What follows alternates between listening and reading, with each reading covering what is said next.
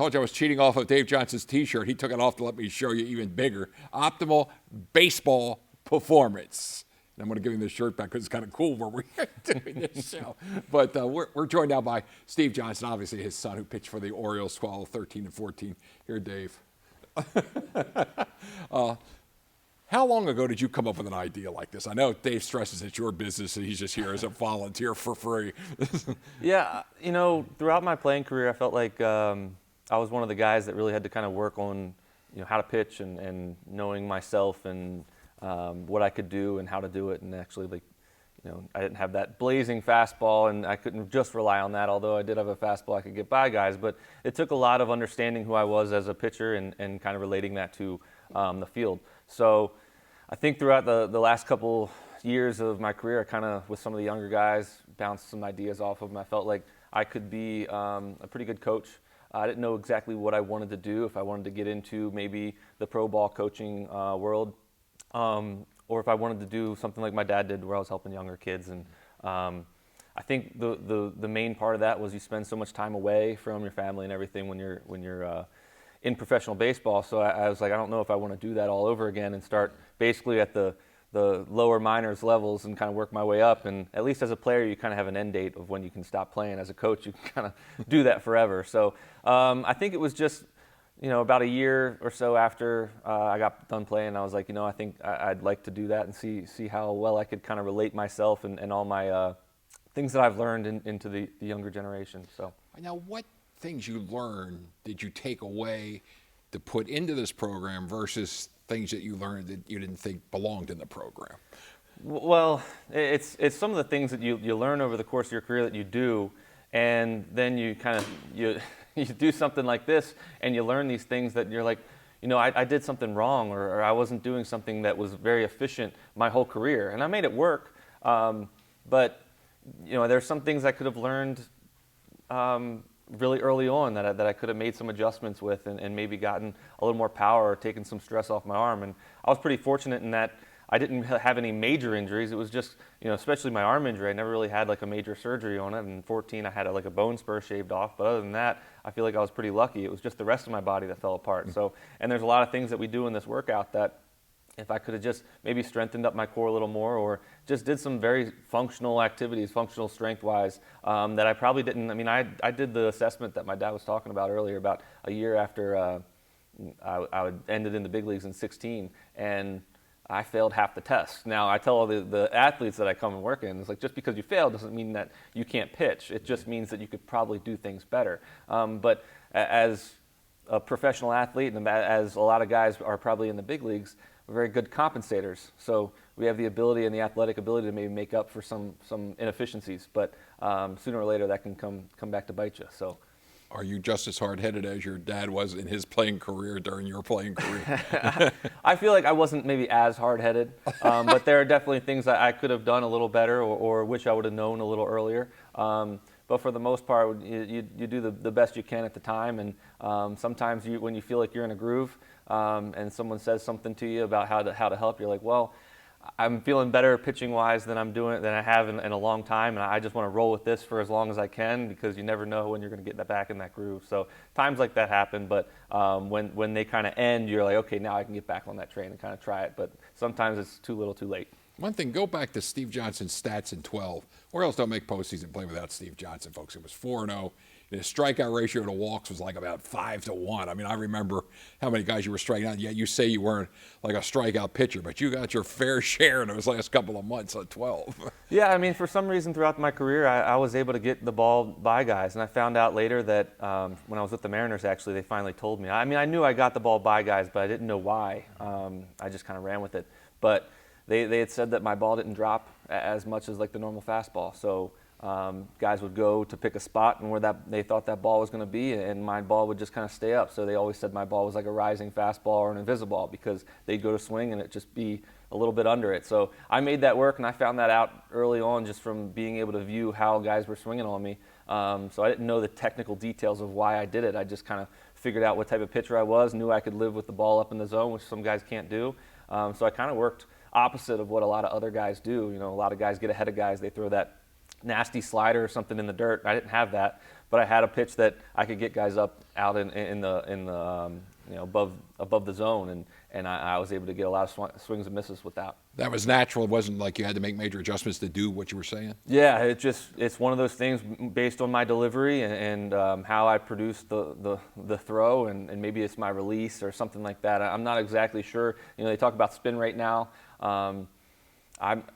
I didn't understand the spin rate when they were telling it, but I always thought that guys had faster spin rates than I did, and they said I had a high spin rate. Maybe it was due to how fast I was throwing, or based on my velocity compared to other guys. But yeah, I just made that ball stay up somehow, and I'm not sure. That's kind of the beauty of pitching. There's a lot of different ways to get guys out, and sometimes the guys who do it don't know how they do it. They just kind of roll with it. How did you come up with the business name Optimal Baseball Performance?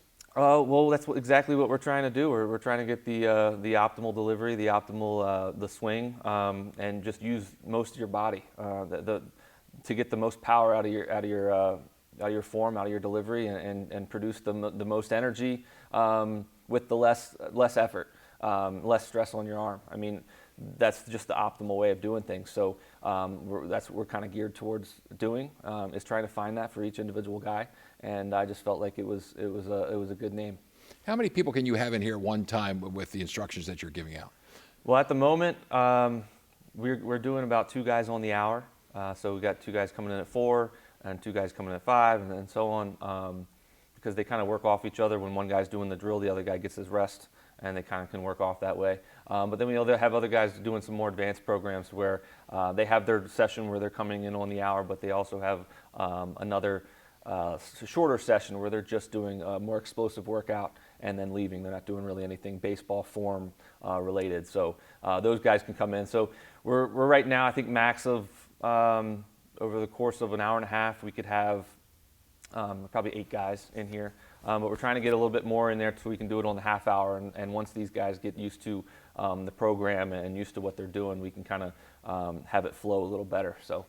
How efficiently is the program being run from that standpoint? Yeah. It's going great, and obviously with the COVID guidelines and things, we're wearing masks and we're wiping things down, and it kind of can slow things down a little bit. But for safety reasons, that we do what we have to do. But for the most part, we're getting used to the program. Working with my dad and being able to help kind of. Different things along the way, because we do mainly training, but some guys just need to know how to throw a fastball sometimes. So when they're getting that little off period, you're always kind of talking to them about pitching and things. So it's good to be able to relate the training that we've learned and how to do that, but also just giving guys tips on how to pitch. So. And we've had a request for a question from Steve Penchek, who is one of our leading cameramen here, along with Jimmy Earn.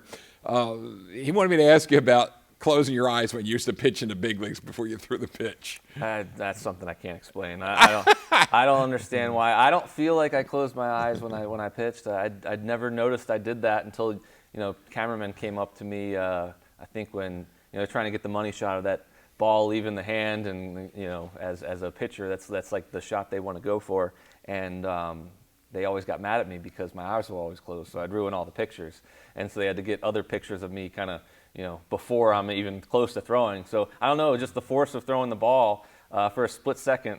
I always felt like I saw the ball all the way through, but obviously that's not true. And Rick Dempsey's reaction? Yeah, I just remember my first start. He was like, they showed the slow motion video, and he was just like, "Oh my God, like, how did he do that?" Let's talk a little bit about, say, what would be a primary thing early on that you'd try to tell a young person coming in here? That.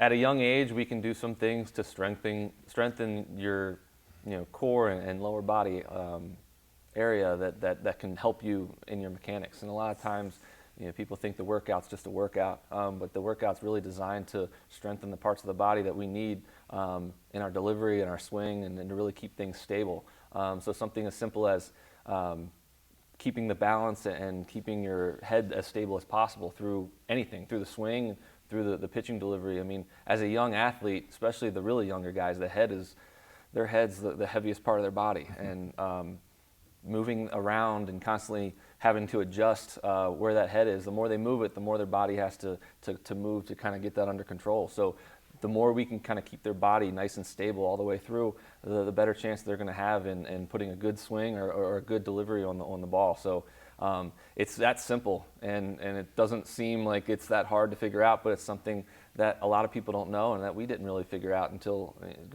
looking into it.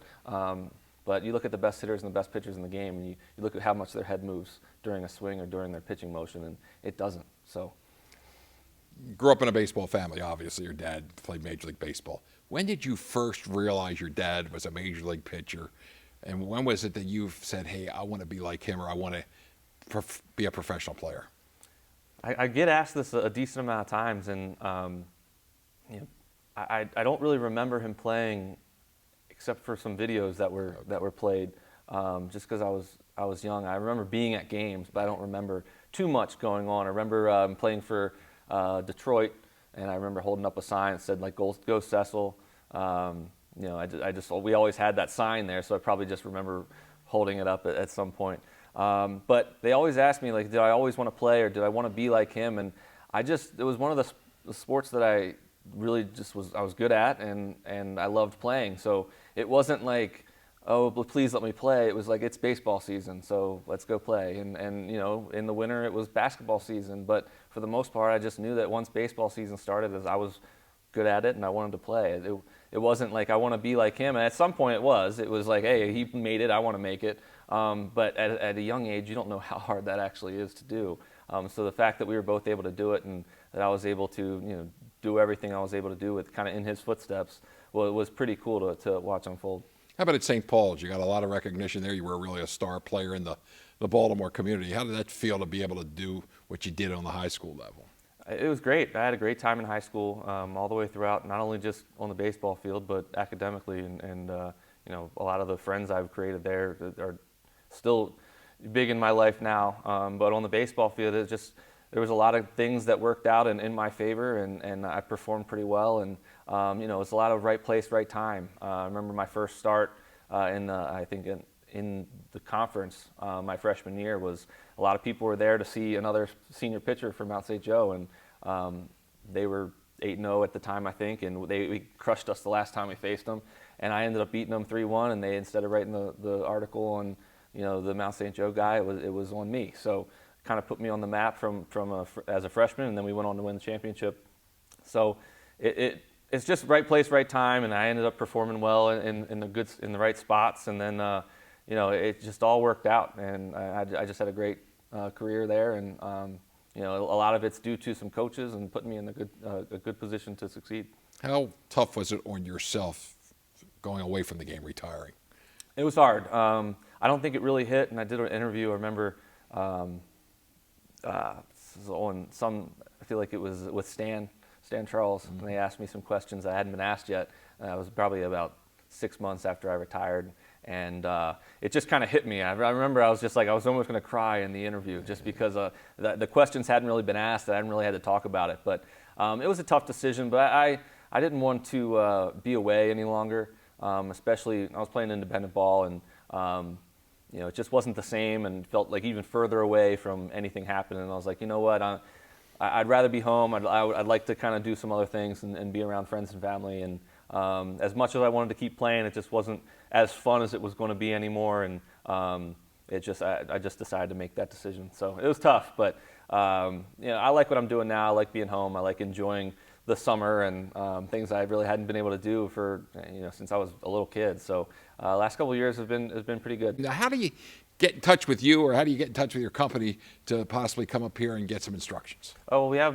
right now we have a website through Facebook, but you can get there by optimalbaseball.com. It'll send you there right now before we get our website up and running. You can go reach us at email, optimalbaseball@gmail.com, or you can reach us by phone, which is 410-608-8023, and all that's on the sites and on the Facebook site. So phone number one more time, because it was fast. 410-608-8023. And like I said, all the information, if you go to the optimalbaseball.com, you'll be able to find anything you need to get in touch with us. And this is going to be like a year-round project for you, right? I mean, I would presume cold weather, warm weather, whatever. Yeah, it's designed to be all year round. I know some people get really busy during the spring and summer seasons, but a lot of times people don't understand that If you work all off season to keep your delivery or swing in a nice little groove, all it takes is a couple games, in about 30 days for you to lose everything, or you to lose where you work to gain. So you want to try and keep it going all year round if you can. And I understand if we can only do 3 out of 4 seasons, that would be great too. So it's important for other people to play other sports, but at the same time, if you want to be good at baseball and you want to keep things where they need to be, then you need to kind of work for it. Now, correct me if I'm wrong here, but I assume this from your dad.